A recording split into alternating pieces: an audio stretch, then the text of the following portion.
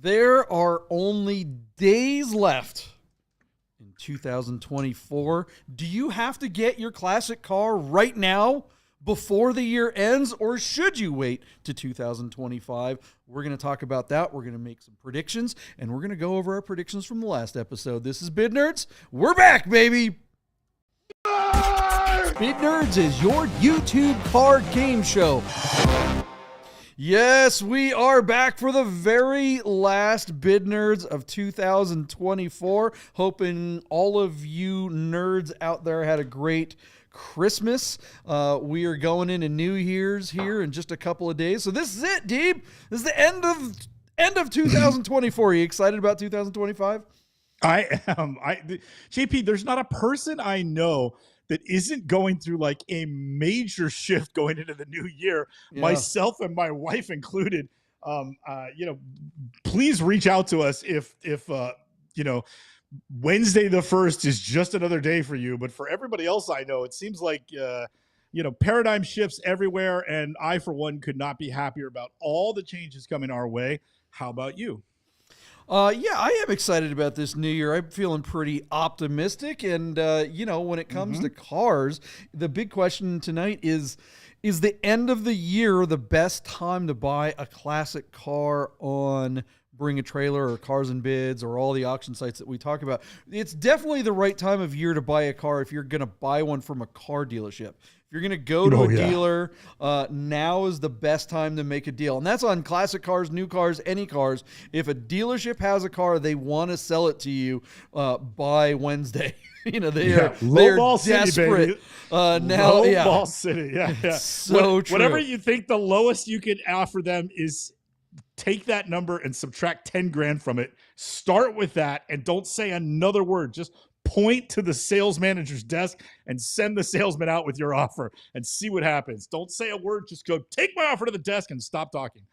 That is good advice. And that's because the dealers have incentives. The way that the dealerships work financially is it's all cyclical. It's all based on quarterly, monthly, annually. So at the end of the year, they're looking at those sales managers are looking at how, if I sell one more car or 5 more cars or 3 more cars, I'm going to get my bonus. It can mean literally tens of thousands of dollars for a sales manager, or even hundreds of thousands of dollars for the general sales manager. There is a lot of pressure on car salesmen this week to sell cars. Now that is just not the case when it comes to Bring a Trailer or Cars and Bids, maybe PCAR Market it is. But the car, every car that you see listed on the auction sites is an individual car owned by an individual. Now it might be represented or owned by a dealership, but they don't have any special ability to negotiate. They might, if a car is listed on BAT from a dealership, Deeb, do you think that this week makes sense to bid? Are they more likely to have a lower reserve this week? It's just one of those things, JP. I don't know that I would agree with that in the sense that just because it's at a dealer, they have an incentive. If it's a specialty car, then no, because either it's on consignment, which then means the dealer's not paying floor and money on it. And if the dealer is a specialty car place like, let's say, Bruce Canepa, and he owns the car outright, I don't think he's making payments on it either. So he's got no flooring money. And it's that borrowing money, it's that making quotas that is where we get these crazy deals from the car dealers. I would just say as a broad stroke, if it's winter, if it's the holidays, it's the new year, and somebody brings a classic car to market, I just say it's buying season. It's a buyer's market. And just, if you're interested, sniff around a little bit, make a lowball offer and see what you can come away with. It's definitely, to me, the winter for classic cars is a buyer's market. If somebody is selling their classic car in the winter months, they need to get off of it. And their chances are they're motivated to sell. And you might be able to get it for what we coin market value. Yeah, we always do the last Sunday of the month here in Las Vegas, Cars und Cafe, and today's turnout was bigger than ever. I mean, it was just bonkers, absolutely huge turnout. Now, the weather is fantastic here in Las Vegas right now, which is great for classic cars and stuff. But really, the consensus today was that people are just bored out of their minds. With Christmas landing on a Tuesday and New Year's on a Tuesday, a week apart, that amount of time just isn't enough time for people to go out of town and go on a real vacation. And who wants to go on vacation during Christmas? Everything's overpriced and difficult. So, everyone's just home, relatives are around. And by Sunday after Christmas, you've got your in-laws and everyone, it's like Christmas Vacation, the movie. There's just a million people. Everyone's like, hey, get me away from these in-laws. So everyone wanted to see their friends at Cars and Cafe, which was great. And I'm not just plugging Cars and Cafe. I think that's relevant to the car market because I think people are bored. I think people are paying special attention to the auction sites right now because they're not working. They don't have anything else to do. So they're like, okay, well, kind of like COVID when everyone was stuck at home for a year or two. That's really what makes these auction sites happen. Now, we made some predictions for cars on or around Christmas Eve. So let's go to those. Let's analyze the results of those listings that we made predictions on the last episode, which was almost a week ago, which is rare for us. So let's hit, what was the first car on the list, Michael Deeb? It was a big one. All right, JP, we are going to circle back into our Halo car, which was a 2014 Pagani Huayra Tempesta, which was a premium listing on Bring a Trailer out of Jupiter, Florida. Our car, showing 5,000 miles, is a 2018, is a 2014, but in 2018, the car was brought to a Pagani for a Tempesta package retrofit. And boy, would I love to know what that costs. And again, there might be, the records from that might actually be in the listing. We don't read the listing. We just go by, we just read the headlines and then we try to figure it out from there. But anyway, this car is number 78 out of 100 coupes built between 2011 and 2018. But in 2018, this car got an upgrade and is now making, 700 horsepower and all this stuff. Beautiful car, JP. It does have a few miles on it. And we wondered how this car would fare in the secondary market. We did figure that this car cost around $2.2 million back in 2014, but we have no idea how many hundreds of thousands of dollars the Tempesta retrofit package would have cost. And it's really difficult to figure out what the car is worth today. So while we were kind of flying blind here, JP, Classic.com says that a 2014 Huayra non-Tempesta is on average a $2.7 million car in the secondary market. I figured this car, having the upgrade, but also having probably a few more miles than most Pagani Huayras in the secondary market, should hit that average. So my bid was exactly what Classic says, $2.7 million. John, you took the under at just $2.5 million. And then lo and behold, our car hammered for just $2,275,000, where it failed to sell on 20 bids. So JP, I don't know. I mean, first of all, the photography and the backdrop for this, $2.5 million car are complete rubbish. So whoever allowed this person to bring these assets to represent this car, the owner who permitted this is a fool. The representation and the marketing are deplorable, not becoming that of a, two-comma car, like even $1 million car, let alone a $2.5 to $3 million car, whatever this thing is actually worth. So let's start with that. Second of all, you're trying to pawn this car off with half-assed assets on Bring a Trailer, where is the place you go find an old Alfa, an old Porsche SC.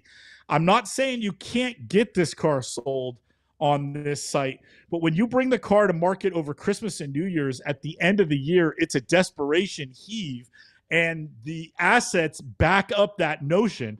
This car, with a little patience and a little savvy, could have been brought to Scottsdale, Arizona in January, or with a little more patience, could have gone to Amelia Island and one of the big auctions there in March. So the idea that you're going to try and offload this car by the end of the new year with cell phone photos, this is just a joke. And so to me, the bid at 2.2 is representative of the effort rather than representative of the value of the car. That's my take. Yeah, the bidding on this car was really interesting, Deeb. I agree with you entirely that that this car will probably wind up in Scottsdale unless the seller, like you said, is really, really hot on getting rid of this car. Now, we know it failed to sell.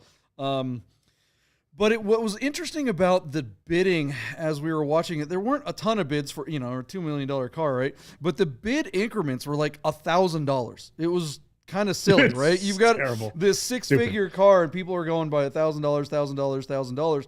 But I think what's interesting about that is that, when the bidding is only around $2.1 million and the assessed value for this thing is somewhere in the 2.7, like classic.com says, everyone knows that 2.1, 2.2 million isn't going to buy the car, and another $1,000 isn't going to change the guy's mind who's sitting there watching the computer going, oh, I got an extra $1,000. That's going to do it. I was just waiting for another grand. Like this guy, whoever owns this car, wipes his butt with $1,000, right? So really, $1,000 bids, I think at that point, the bidders are jockeying for the right to negotiate, because the only person that's going to get a crack at this car is the top bidder. Unlike PCAR Market, where they've got a bunch of used car salesmen and they go out and they call everybody who bid to try to get them to buy the car after something fails to sell. Come on, JP, give us your Long Island. Give us your Long Island accent. Let me give you an opportunity to buy a Pagani. Hey, it's Italian. It comes with a cannoli. But that really gave out. I mean, at some point, what was the people, those couple of people that were bidding in those $1,000 increments at over $2 million, what were they really expecting? What is the actual hope for this car off season? Yeah, and so maybe this guy with the cell phone pictures is just like, I don't know, I'm going to throw Hail Mary. It's football day, it's NFL day. And maybe someone will bite at this thing. Otherwise, I'll just wait and bring it to Scottsdale in a few weeks. But that's the only thing I can think of for this car, because that is just a spectacular fail. Yeah, just to get a teeny bit technical, and we are the bid nerds here, JP, so I'm not coming down your road. It's too late for this car to go to Scottsdale. All the catalogs have been sent out to the collectors. You can't announce 2 weeks before the show goes live. You've got a Pagani that just failed to sell on BAT. That's not going to happen. If this car somehow wound up there, it would have a for sale sign on it. It would be parked in somebody's tent, but it wouldn't have an auction lot associated with it.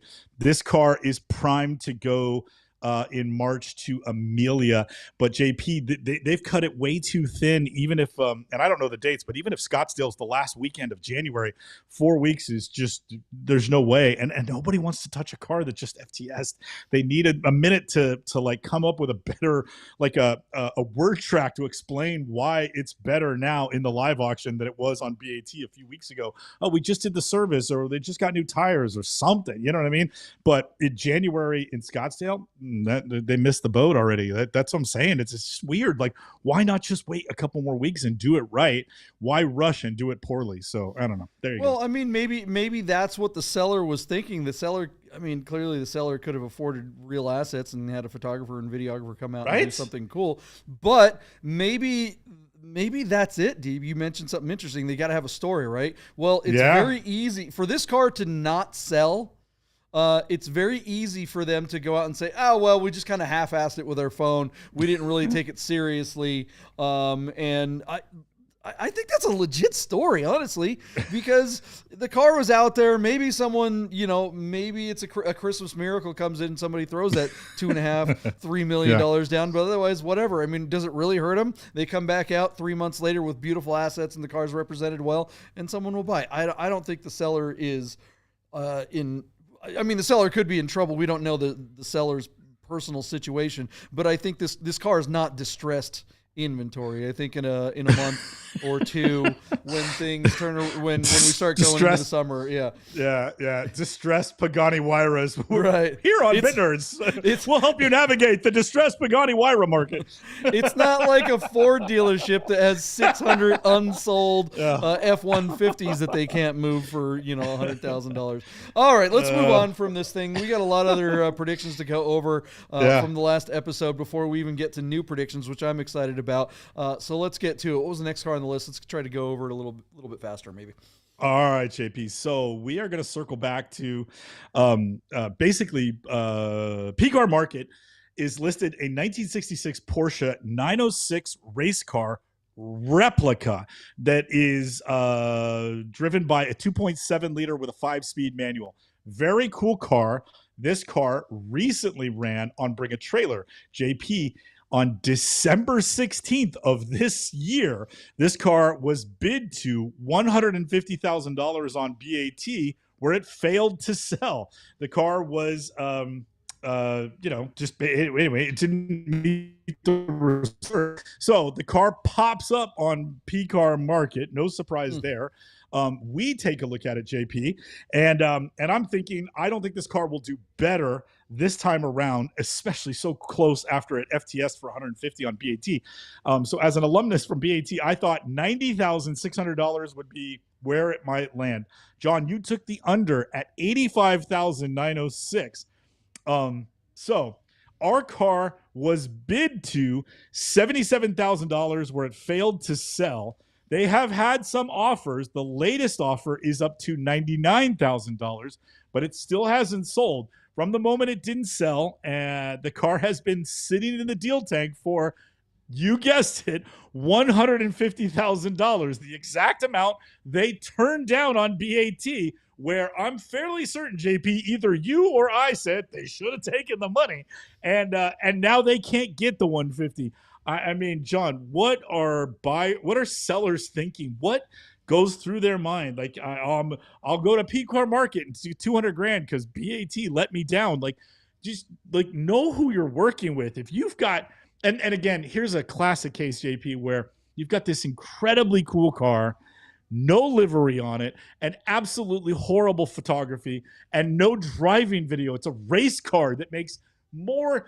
Like, if ever there was a car you could sell the sizzle with, it would be a race car, and they don't have a driving video of the car. They don't hear that 2.7 on full song inside the cabin making all kinds of noise. So just a terrible representation of the car. The same assets were used for both BAT and the PCAR Market listing. They turned down 150, and now they're asking for it, and they're not going to get it. This is a soup sandwich, JP. This thing just doesn't work. So where are you at? Swing and a miss for this poor guy. Yeah, this is unlike the Pagani. This is not a sought after car. This is not something that people are going, oh man, I really want one of those. This is a car that you come across and go, oh, I didn't know this existed. This is really cool. It's got a flat six engine. It's not a Volkswagen engine. This isn't, some 356 Speedster replica. This is something that's actually pretty darn badass. The fact that it brought a $150 on BAT is because BAT has such a huge audience that it brought enough eyeballs to this that people were like, that's a badass car. Yeah, we'll go ahead and bid up to the $150. You bring this over to PCAR Market, they don't have, even a they have a single digit percentage of the amount of traffic and viewership that BAT does. So for them to find, a handful of guys that actually think this is cool enough to drop a $150 on it, just not going to happen. It's not uncommon for us to see cars fail to sell on BAT and then go over to PCAR Market for a second bite at the apple, and they get, about the same money, maybe a smidge more, maybe a smidge less. But people come to Jesus and they realize, yeah, okay, I really want to get off of this thing. But that's on cars that people know what they are. No one is looking for a 904 replica. You need a lot of eyeballs looking at your listing for any chance in hell at selling something like this. Seller really screwed up big time. Where do they go now? Do they? Is this something that can go to Amelia Island, or? I guess.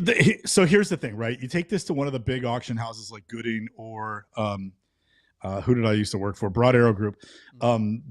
Basically, what they do is they take their catalog of cars, and let's say that the average selling price of a car is 200 grand. Anything that's under 200 grand has to run no reserve. So they can take it to Amelia Island, JP, but now they've got to risk it all because that car is going to run no reserve. And as a no reserve failed to sell on both the live online auctions at the end of this year, and you're running it 3 months later, this car is going to be one of the first cars to roll across the block. The audience is not even going to be drunk enough yet to notice it. It's a big roulette play, and so this guy more so than the distressed Huayra, I think this guy's really painted himself into a corner, and it starts by not being wise enough to recognize that the 150 was all the money with the assets and the presentation as he brought it to market on BAT just a couple of weeks ago. They should have taken the money, and now he's up Poop Creek without a paddle. Yep, stuck with this car unless he wants to really take a bath on it. What do you guys think? Let us know. Do you think the 904 seller should have taken the money on BAT? What would you do at this point? Other than, I mean, if you're the seller of this car, call me. I'll give you some real assets. Wait 3 or 4 months, and then let's relist it on PCAR or Cars and Bids or somewhere. Maybe you'll actually get some money for it. I've got Rami on line 3, and he'll give me 85 for it right now. So there you go. I don't think he would. He doesn't really like these kind of weird replica stuff. We tried to get him on that 904 that was just badass. And he passed on that. All right, what's the next car on the list? Let's move on. All right, JP, we're going to take a second look at the 2011 Porsche 911 Carrera GTS with a 6-speed manual that ran on Bring a Trailer just a few days ago. Our car is listed out of Santa Monica, California, and has 40,000 miles on the odometer. The cool thing about this, JP, is they only made the GTS on the .2. So we're looking at a 997 .2 with now the larger 3.8 liter. And that is I can't think of the name of the motor, but it's driving me nuts. I'm losing my brain. But anyway, the car makes about 405 horsepower. It's got adaptive sports seats, 6-speed manual, center lock wheels, and beautiful oversized six-pot rotors in the front. Gorgeous car, fair mileage, fair condition. The car is on a Montana LLC. These cars have been breaking the bank recently. Cars of this nature, when the market is strong, have been touching $130,000. And I thought, JP, this car had every chance to replicate those results despite being what we would call a Christmas sale. So JP, my bid was $128,997. You took the over at $130,000. Classic says the average selling price is $102,400, but that's going to combine manuals and PDKs. JP, our car hammered for $113,250, where it's sold on 27 bids. So I'm very curious to know where the reserve would have been set. Did this guy lower the reserve to get this car sold, or did BAT set him up correctly using data like we do from somebody like Classic.com, and just this guy was stuck with a $100,000 reserve, and he's sitting there holding his breath, hoping this car gets to 120, 125, 128 so Deeb can win, or 130 so JP can win. The secondary question that I have is he happy with that number? Because I would have expected this car to bring a little bit more, and it sold for 113. Do you think it's a happy seller? Do you think this guy was realistic? I mean, certainly, either BAT set him up correctly, or he's like, I got to get this car sold, and he just pulled the reserve morning of, like so often you and I would recommend somebody do, Yeah, I think the seller's I don't know if the seller's definitely not ecstatic, but I mean, $100,000 plus, $113,000 for a .2 997. Just a few years ago would have been just absurd. Even during the crazy prices of lockdown prices and stuff like that, and inflation prices, we just haven't seen 997.2s. The 997.2s have always done well with 3 pedals. They just didn't make very many of these cars because, as we know, in post 2008, Porsche really held back their production to keep the prices up. This is a weird spec car. We like that it's white on black. That's fantastic. But no chrono. That is just odd. I think 113 is... I think that's right. Maybe in spring, this car brings a little bit more money when people are really starting to think it's Porsche season. I want to get out there on the road. But I think with this car closed on Christmas Eve, is that right? So, I think this is a pretty solid result. And whoever got this car definitely had a great Christmas. Having this under your tree is every kid's dream. So, yeah, I think it's decently bought. I don't think anyone's over the moon on this either way. I think the seller is probably like, all right, fine, that's what it's worth. And I think whoever spent the money on it, I mean, can you imagine if someone said in 2019 or 2020 that you're going to spend $120,000 on not a GT3 997? I mean, that'd be crazy talk. So, yeah, this is a sought after car. And the good news is I think this is the kind of car that it's a modern car that someone could buy and enjoy.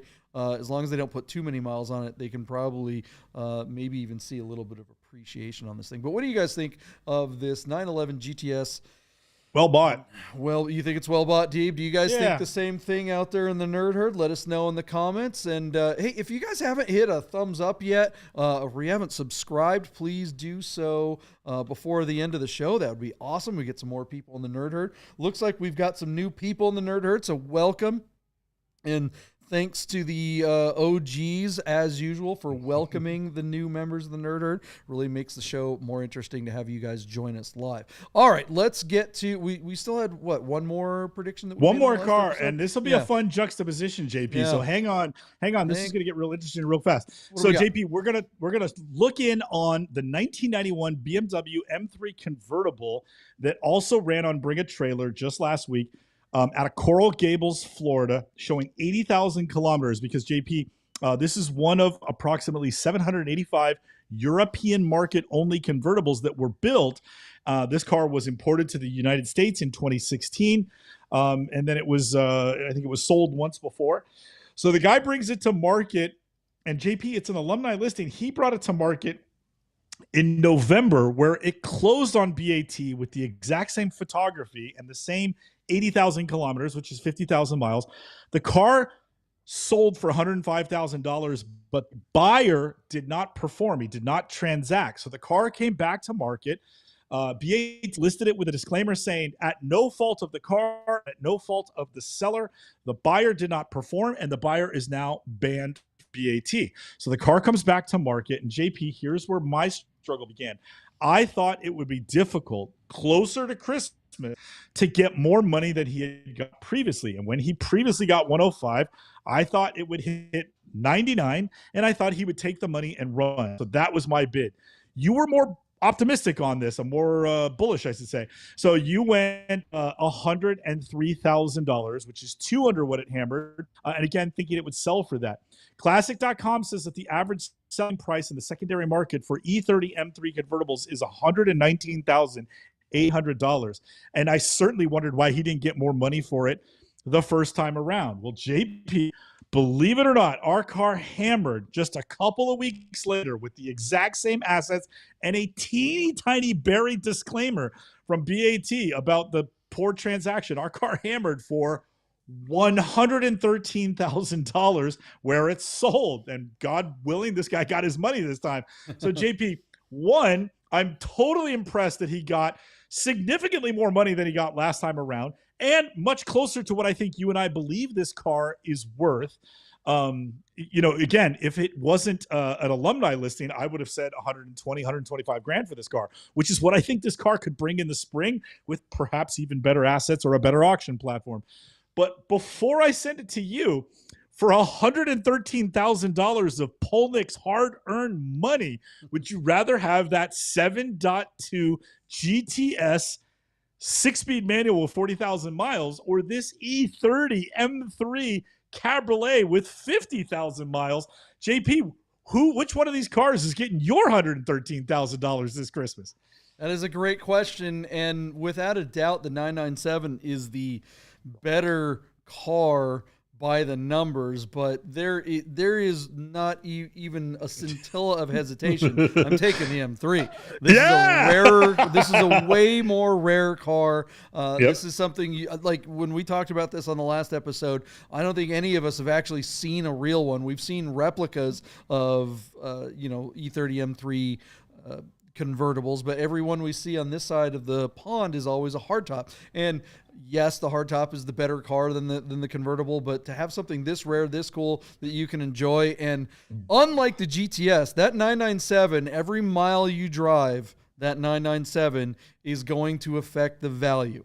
Yes. The more you drive it, the closer you get to 100,000 miles, the more just worthless that car is going to become. That car will actually seriously depreciate if you drive it a lot. Whereas this car, you could put 200,000 miles on it and it's still going to be worth $100,000 because it is just such a rare and sought after car here on this side of the water. So yeah, I love this car. It's interesting watching the bids on this car. The bid got up to $95,000 and the seller noted in the comments that the reserve had been lifted. So this seller was a very realistic seller seller, which is kind of nice to see. It's even better to see that they were rewarded. Okay, fine. They got kind of kicked in the butt by some jerk that didn't, that finked on his obligations. And he had to go through the trouble that is the seller of relisting it and going through. I mean, what a pain in the butt, Deeb. I'm sure, we can all relate to that, right? How horrible that would be.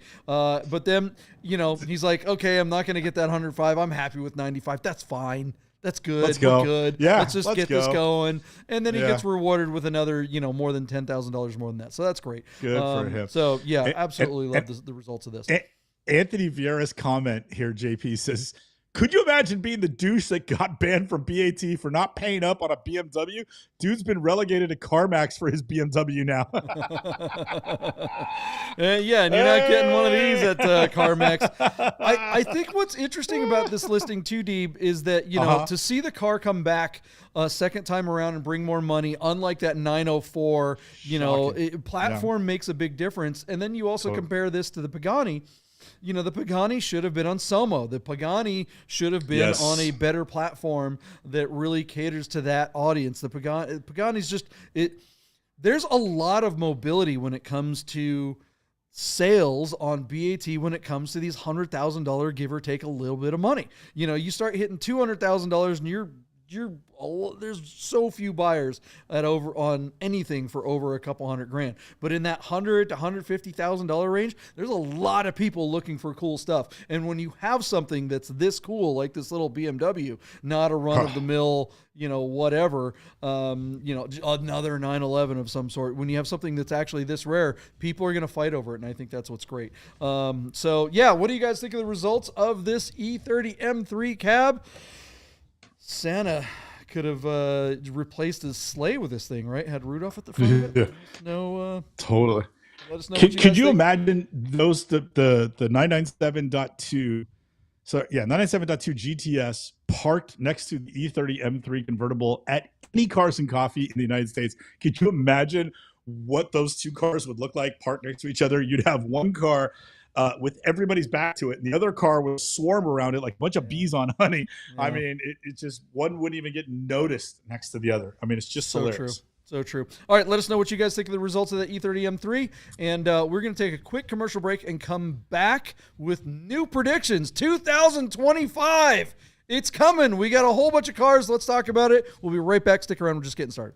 Hey guys, I gotta tell you about our friends Godden Porsche of Las Vegas and Godden Classic. If you're looking for a new Porsche or a classic, you gotta call our friend Steve at Godden, this guy. Save yourself the hassle of screwing around with all the auctions like we always talk about, and just talk to Steve. He'll find you the classic Porsche you're looking for. Godden Porsche of Las Vegas. Hey guys, you're probably looking at your watch and wondering if Bid Nerds will ever end. So you better talk to our friends at Our Smiths to make sure your Rolex, Tag Heuer, AP, or any fine timepiece is in tip-top shape. Our Smiths, fine Swiss repair. All right, we are back at it. Chris Carbine says, welcome to all the new nerds in the Nerd Herd. Chris, thank you for being our Walmart greeter. You are the man. You know what he's doing right now? So Chris Carbine just got home, and I mean just got home like right now. Yeah, I've got the text. He's texting us, yeah, he's got his phone up on his dashboard so he can watch Bid Nerds while he's driving his BMW M2 home in New Orleans. Chris Carbine, for the love of God, good customers, a repeat customer. Drive home safe, will you? Pull over and watch Bid Nerds. I swear to God, he gives me a heart attack. He's old enough to be my dad, and I feel like he's my kid sometimes. I swear to God. We love you, Chris. Be safe. All right. So shout out to all our NOLA friends, everybody down south, and everybody all over the world watching the show live. Louisiana. From everywhere watching us. We're here in Las Vegas. My partner's in San Francisco. All right, let's get to it. We've got some predictions to make. What do we got? What's the first car on the list? JP, and is now the time, right? JP, I want this car. Feast your eyes on this, and I think I got to look it up. Porsche calls it raspberry. Repainted in raspberry red metallic. I think I missed that repainted part. Yeah, that was the original color, though. Yeah, but repainted. So yeah, it's been repainted, but it's raspberry red metallic. 1993 Porsche 911 America Roadster. JP, one of 250 built during a 2-year period to commemorate the 40th anniversary of the 356 America Roadster from 40 years, whatever, give or take, do the math on that, back in the 1950s. Super cool car, very low production number. What you're essentially getting, folks, is the turbo's wide body, wide flares, and then you're getting rear wheel drive, which is super cool. In 1994, Porsche made a coupe that was also wide body, normally aspirated. But those cars were all wheel drive. This car, by all accounts, looks really cool and is also a great driver. Now, these cars came with cup wheels. Somebody has added to this car some very cool Speedline. These are true 18-inch Speedline wheels, but they've either been polished or chrome plated, and they're a little too shiny for my taste. And then the big letdown here is going to be that this car is equipped with a 4-speed Tiptronic automatic transmission, which is a real bummer. You obviously want this car in a 5-speed manual. So the big thing here, JP, on Bring a Trailer, our listing out of La Cañada, Flint Ridge in California, that's down in SoCal. Our car is listed with 155,000 miles. It has been repainted. It is an automatic. It does have some modifications like the Speedline wheels, some tech art, lowering springs, and then this little tiny tech art rear wing, take it or leave it. I think it'd be real easy to pull that off. There's a Euro specification rear bumper cover, which is going to have a little different shape to it. And it's got some Fab Speed exhaust components on it. By all accounts, JP, this is a really cool car to drive, even if you don't get to row your own gears. And then I do believe on the Carfax, this car had like a cosmetic accident, like a minor damage which might have something to do with why they repainted it. I didn't delve too deeply into it. But the big thing here, JP, is the raspberry interior and the raspberry paint job of this extremely rare America Roadster going to overcome the sort of financial or value hit that high mileage, a repaint, an automatic transmission, and possibly a minor cosmetic, maybe it got in a fight with a garage door or something. Is it going to overcome those things? Because America Roadsters have been on the rise. Those aforementioned C4 wide bodies from 1994 are now $200,000 cars if they're in fair original condition. America Roadsters have been struggling to get to that number, even though they're rarer by the number and arguably the more fun car to own. But these cars still bring between 120, 130 on up to 160, sometimes $180,000. JP, when I looked at this car a couple days ago and sort of earmarked it for the show, it was only at like $30,000. Our car closes in 2 days from now, and it's still just sitting at $31,750. I earmarked it because I have a sneaky suspicion this car might not break $100,000 and still may transact.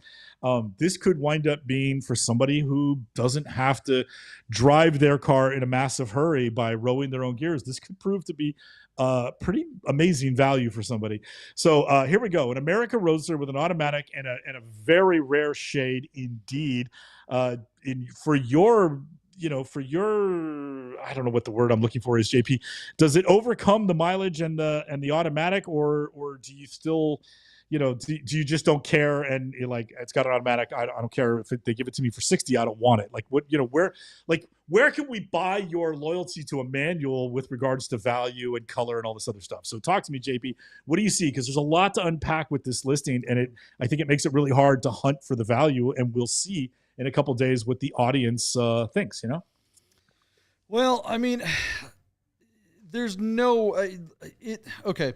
It's kind of like movies, right? I mean, you look at all the movies that get remade. That's like what everyone does right now. Everything's got a reboot. Everything gets, how many different Marvel movies and comic book movies? It's like, okay, you got this Superman, or you got this, how many different versions of Spider-Man, all that happy horror. They keep remaking successful movies, and they make them worse each time they do it. It's kind of like, when you used to copy tape, old analog tape, every version down the line gets worse and worse and worse. What they need to do is remake old movies that were good ideas but were done poorly. Like, remember Logan's Run? That was a really cool sci-fi movie from the 70s. Yep. It was a really neat idea, and there's been a lot of movies that have kind of like taken the idea sort of and updated it, but somebody needs to just redo that movie and do it right. Or Stargate, right? I don't know, maybe I'm on a sci-fi kick here or whatever, but you can, like they remade Texas Chainsaw Massacre.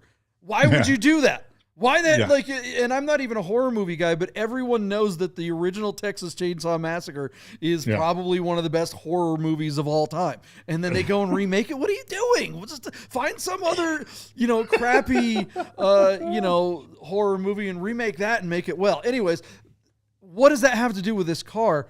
This car, because it has so many miles and because it has an awful transmission, this car could be remade. It might be cost effective to actually do those things. To replace the transmission with a manual transmission is very difficult and expensive on 964s because of the computer and getting the engine management to talk to one another. It's an expensive endeavor.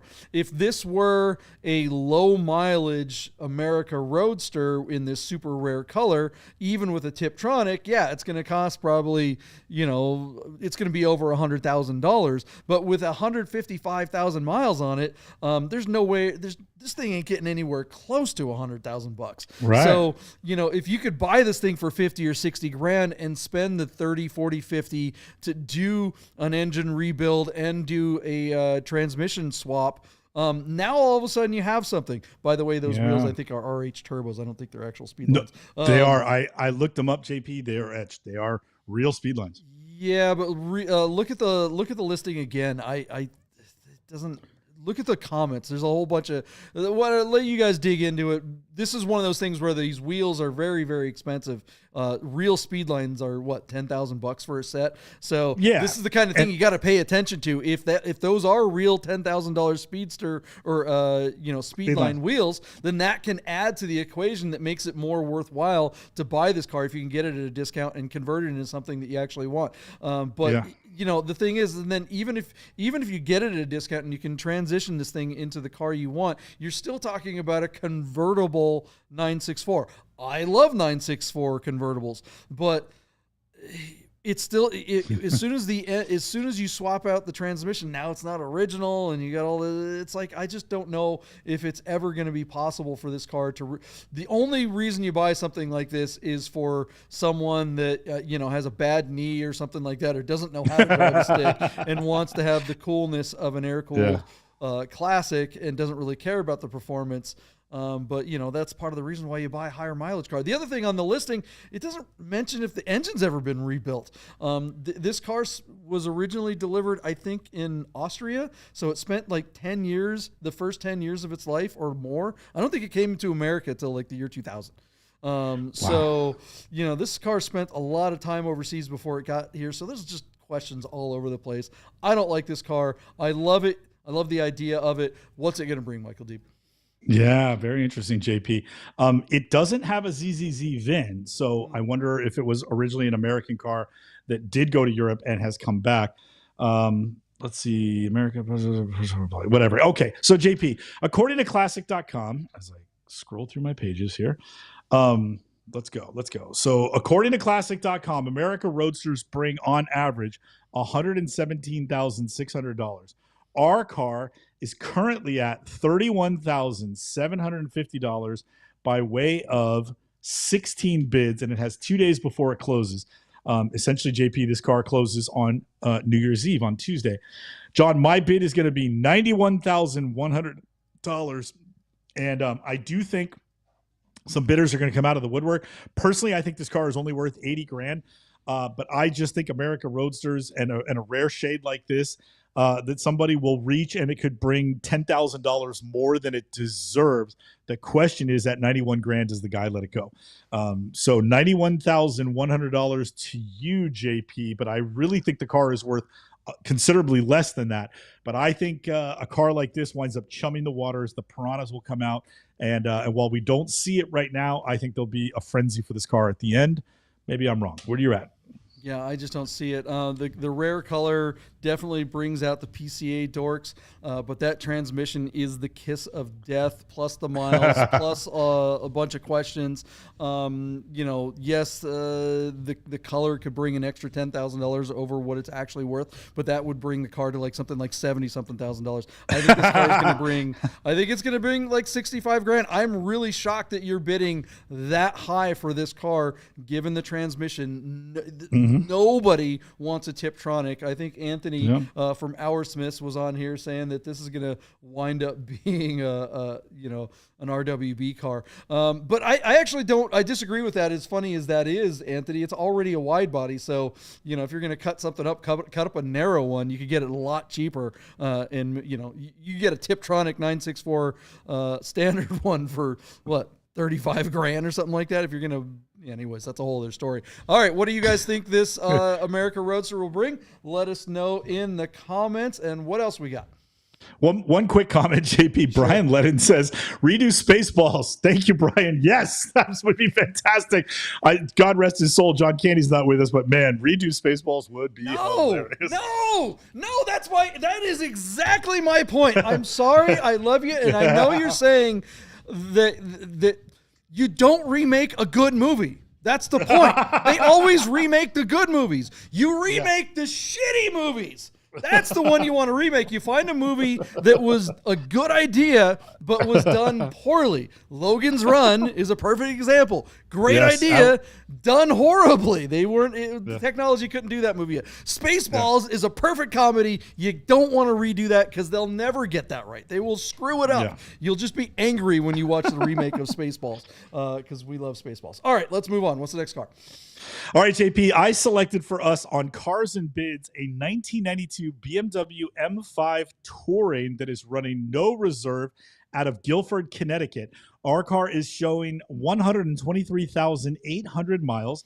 And John, it's worth noting that the E34 M5 Touring were never available in the United States. And some people, even the M5 guys, might not know, and I think this is accurate. All the Tourings got the later cars upgraded from a 3.5, 3.6 liter motor up to this more powerful 3.8 liter motor. So our Touring has, I believe, a 5-speed manual.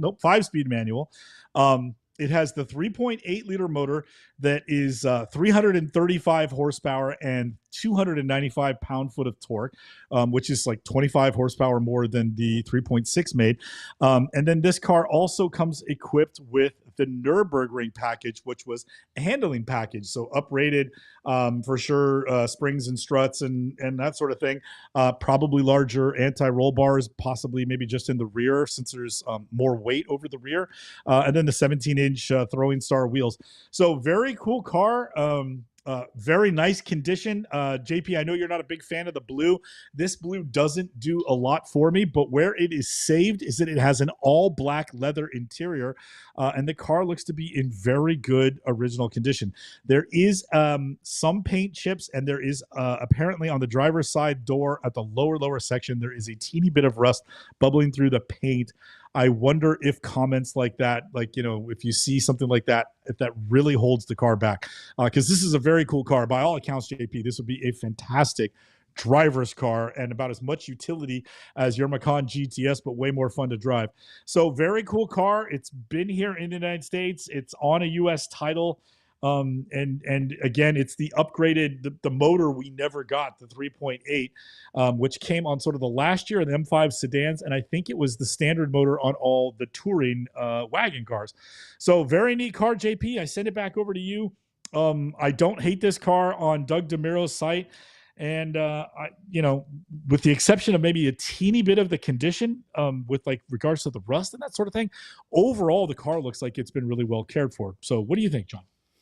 I'm a car enthusiast, and I know that I'm supposed to love this car because it's an E30 M5, which is great. It's 3 pedals, and it's got it's a wagon, and it does all these things. Can we make a New Year's resolution to just get over these goddamn wagons? Who cares? Lame. It's just lame. It's such a great car under just this awful. I mean, that is just a boring ass looking car. I know it's magnificent. If you could drive it blindfolded and not have to look at it, it'd be great. But just like, look, I know the name of the show is Bid Nerds, but you are just a big dork if you like these sport wagons. I am so over this. Shut up about your stupid wagon. What's it gonna bring? We got to move on. What's it gonna bring, team? I'm writing on the comments. JP the Bid Grinch. Christmas is over. It's time for a new year. Yeah.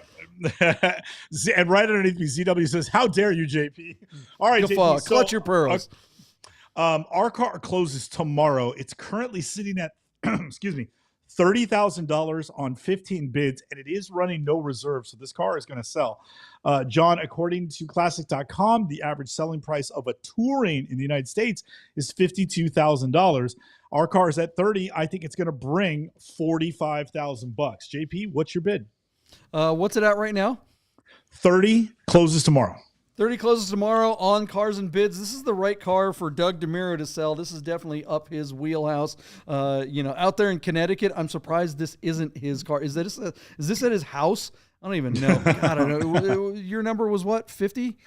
45. 45 is average. Okay, yeah, I'm going underneath you because I think it's too rough. I think the car, being an East Coast car, we didn't get to the pictures underneath it. I don't know what it looks like under there. I'm going to go 39.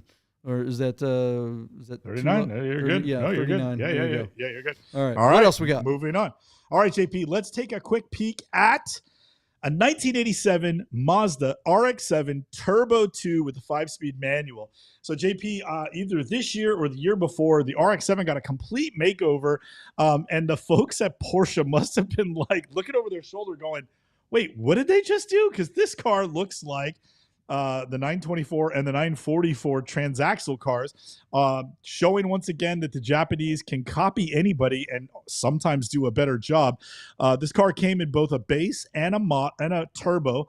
The turbo makes, and let me read it to you because I don't know it off the top of my head, a whopping 182 horsepower and 183 pound-foot of torque.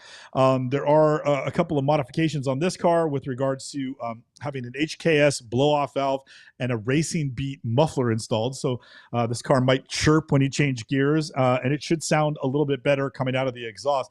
But the big news here, JP, on our car that is listed out of North Aurora, Illinois, is that it only has 63,000 miles on it. And by all accounts, JP, it looks to be in pretty good condition. The cloth seats have held up well. You could definitely tell they've faded over time in the sun. Red interiors tend to do that. But I just remember when this car came out, what an obvious copy of the 944 the RX-7 was. And it was a good-looking car. I was like, well, Jesus, if you couldn't afford a 944, why wouldn't you go buy a car like this? So sharp-looking car. It's interesting to see, if you look at it today, it looks a bit more awkward to me today, and it's because we just don't see them on the road anymore. Great car to buy and drive, ironically, as JP likes to say, to something like Radwood. I don't know if I would trust this car as my car to drive to Vegas to go visit my friends, that sort of thing, which is unusual because most Japanese cars from this era are pretty bulletproof, but I don't know if this one is, JP. What do you know about these cars? Have you ever driven one? And did you think it was the complete forgery of a 944 that I always did? Yeah, I mean, my wife and I have been watching the Rockford Files lately. We've discovered it on, some on Amazon or something like that. And we're old, so Pluto. yeah. And we've been watching Rockford. I just remember that this car always makes me think of Rockford because James Garner was the spokesperson for Mazda during the mid 80s. And he was they always had the campaigns where he would come out in like a Mazda 626 and he'd say the German sports sedans, you can get 3 of these Mazdas for the price of one of those. And, Rockford was the great thing about Rockford Files is he was the hero that was always broke. And I can relate with that, right? That guy I can identify with. Everyone else, every other hero on TV was always a rich guy like Magnum PI or something like that, driving around in Ferraris. I actually owned one of these, like identical to Oh, you this did? Turbo II, Yeah. the same, even Yeah. the same colorway. My buddy Zach over at Audi Henderson is a big fan of these. He has one of these Mark II RX-7s. I don't know what color his is. I can't remember.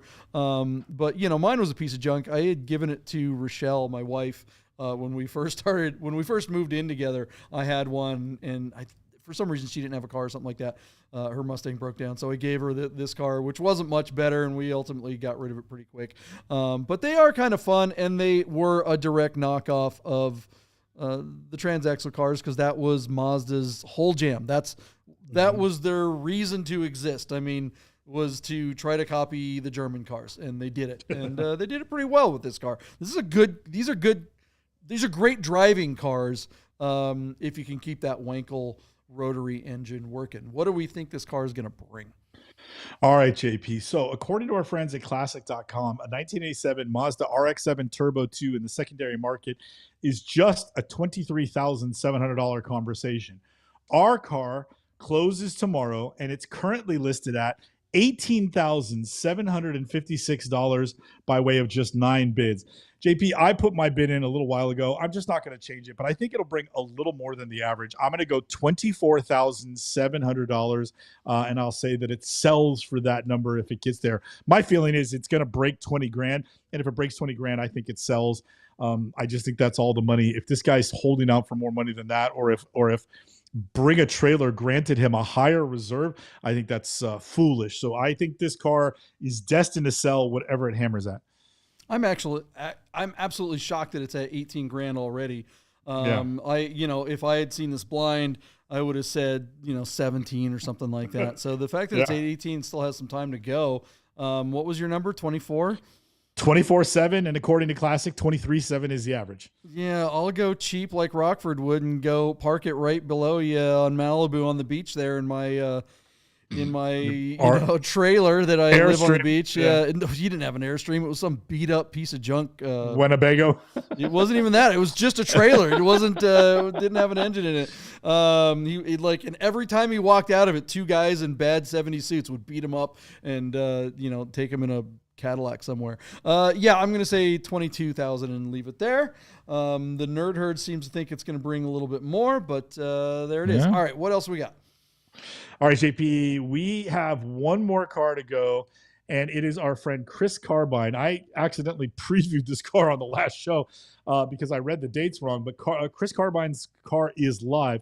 What we're talking about, John, on Sotheby's Motorsport is a 2016 one-owner, 8,000 miles from new Porsche 911 Turbo S.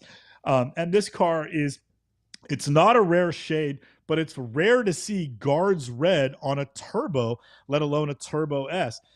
So super cool, kind of a, I don't know how to say it, but like guards red just isn't that common anymore. And so to see it on a Turbo S with the center lock wheels and the ceramic brakes, our car has been treated to the factory aero package. So it's got some really cool shape to the rear wing and little parts of the valance front and rear.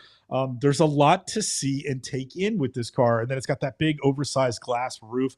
Further adding to that, JP, our car's got like red face gauges and the adaptive sport seats. And then I don't know how many gears are in the transmission, but that PDK is lightning quick. This is a car that you could buy and then add like an extended warranty to, which I think you'd want to do if you were going to take this car and then go out and drive it. And I just think that's what you should. These 991.1 Turbo S's are particularly soft in the secondary market. I think this car will represent the top of that market because of the low miles, the unusual shade, the aero kit, and the fact that it's an S. But I just think they're a tremendous value because the cars before it and the cars after it all bring somehow close to $200,000. But these cars typically run for like 125 to 140 grand. I do think this car will bring more because of the condition and the equipment. But cool car. A nice Carbine Motorsports representation out of New Orleans, Louisiana. Our car is closing in a couple of days on January 2nd, and it's already broken 100 grand, JP. What do you like about these? I know you've driven them. You and I had to market a lot of these cars for Godden when we were both more heavily involved there. I know you've driven something like this. What do you think? they're a little bit boring, but they're a little bit exciting at the same time, you know? Well, you got to get into it a little bit, right? I mean, it's like any car with a PDK. You got to kind of be going after it for them to be for them to really feel like they're fun. But that's, I mean, you can say that about almost any modern sports car these days. And you know, I mean, it's going into 2025. That's another, you know, New Year's resolution I think it's time to make is like your GT3 is stupid. We're over it. Who cares about your GT3? Whatever, you paid too much for your GT3. This is the car to buy. You can get this for less money than a GT3, and it's so much faster. There's so much more car here.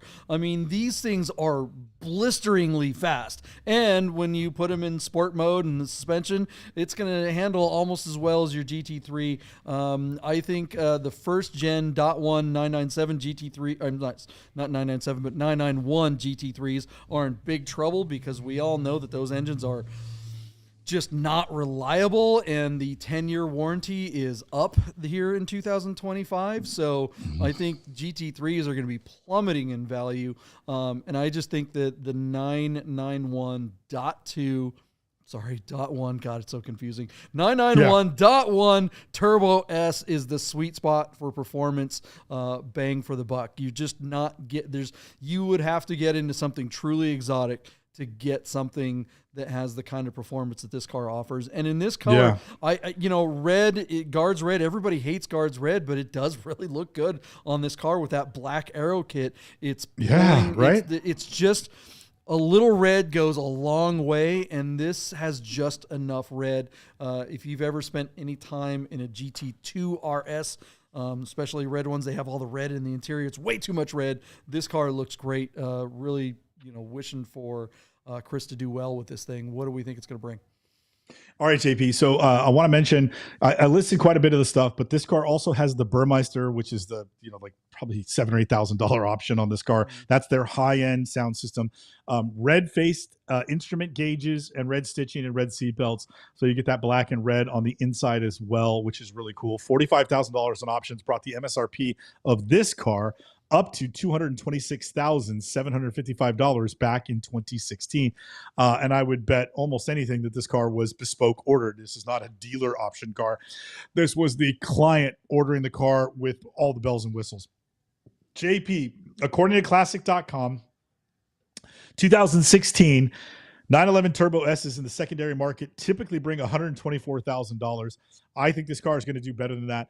My bid on this car is that it's going to go $155 and sell. But it wouldn't surprise me if this car brought $160 or $165. But as you get into those numbers, you start to, like, could you get into a 992 standard turbo? And I don't know, you know, where somebody with that kind of money is looking for the trade-off with the more modern bells and whistles versus the slightly older, out-of-date one. I think the color and the aero kit and the fact that it's like unreasonably low miles are what's going to drive the price here. And so for me, that number is 155. John, where are you at? Yeah, the PCA types that like rare stuff are going to see this and they're going to say, yeah, that aero kit is really something special. I don't know if I've ever, I'm sure I've come across one, but I've never noticed it. Like it just didn't occur to me that something like this, that aero kit even exists. I'm going to park it a little under you. What was your number? 150, what? 155 is my number. So I'm going to go 149,991 and hope I'm wrong and hope that you're right. All right. But I do think you're right that at that $1.50 number, now you're looking at a next generation car. And, you know, which would you rather have, the more rare with the aero and the older version but that's the trade-off, right? So, all right. Well, there it is. We are going long already. It's the last show of the year for 2024. It has been a great year with you guys. Thank you so much, all of you in the Nerd Herd, for hanging out with us every Wednesday and Sunday night. We will be back the first day of the year. So January 1, that's this coming Wednesday. We'll be here for you. You know, we'll probably have a hangover, but let's do it. And again, thanks so much for being a member of the Nerd Herd. If you guys have been watching, we do the show for you guys. And I know we suck at it, but we really have a great time hanging out with you. Go comment on Carbine's car, because it's got a few days, and tell everybody at Sotheby's you saw it on Bid Nerds. See if Yeah, they in give us a fact, call. do that with all the cars on the show. Go on their listings and say you saw Why us on. not? That needs to be our Homework. New Year's resolution. Homework. If you're Y'all have homework. if you're watching Bid Nerds live, if you're a member of the nerd herd in the chat, it should be one of your New Year's resolutions to always go to the listing of the cars that we talk about and say you saw the car on Bid Nerds. That would be fantastic, and that would really help the channel. Thanks so much, guys. We'll see you next year. Yeah, I said the joke. We'll take it out with Rami dropping a 914. See you guys. Go, go, go.